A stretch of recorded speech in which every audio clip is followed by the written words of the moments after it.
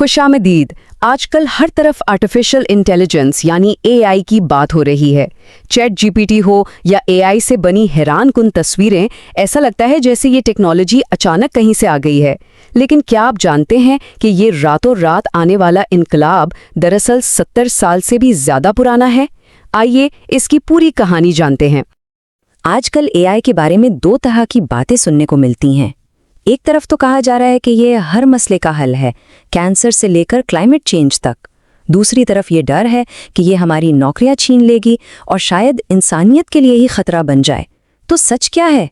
ये आज का सबसे बड़ा सवाल है। और सच तो ये है कि एआई हमारी जिंदगियों में पहले ही शामिल हो चुका है।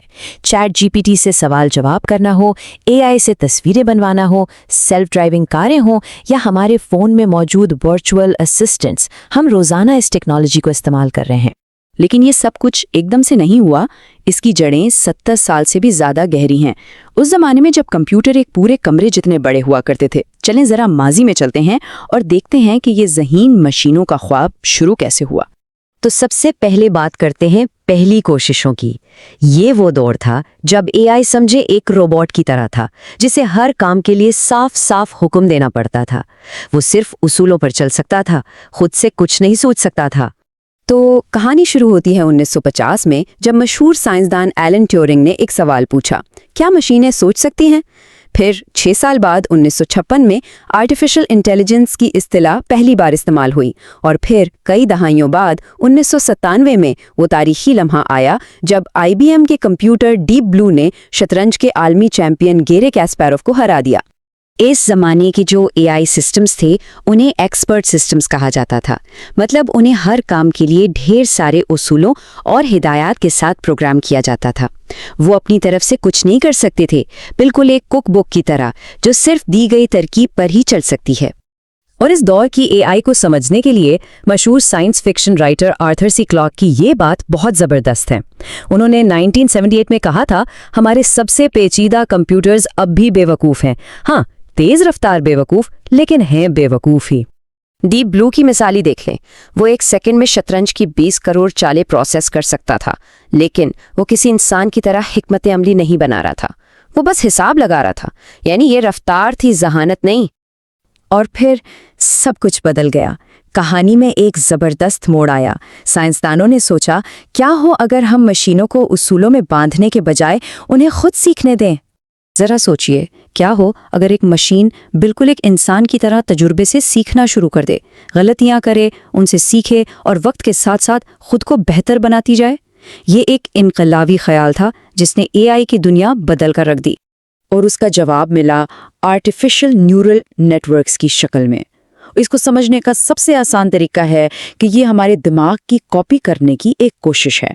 जैसे हमारे दिमाग के खलिए यानी न्यूरॉन्स तजुर्बे की बुनियाद पर आपस में कनेक्शंस मजबूत करते हैं, बिल्कुल वैसे ही ये डिजिटल न्यूरॉन्स डेटा से सीखकर अपने कनेक्शंस को बेहतर बनाते हैं। इसे ऐसे समझें जैसे आप किसी कुत्ते को ट्रेनिंग दे रहे हों।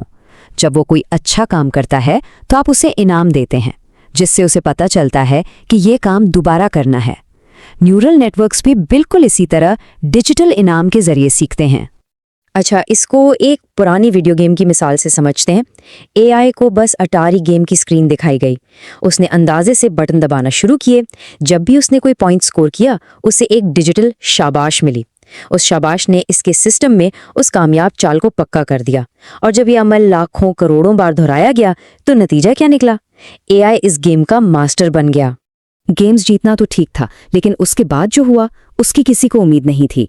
ये वो लम्हा था जब एआई ने सिर्फ हिसाब किताब से आगे बढ़कर हकीकी तख्लीकी सलाहियत यानी क्रिएटिविटी का मुजाहिरा किया।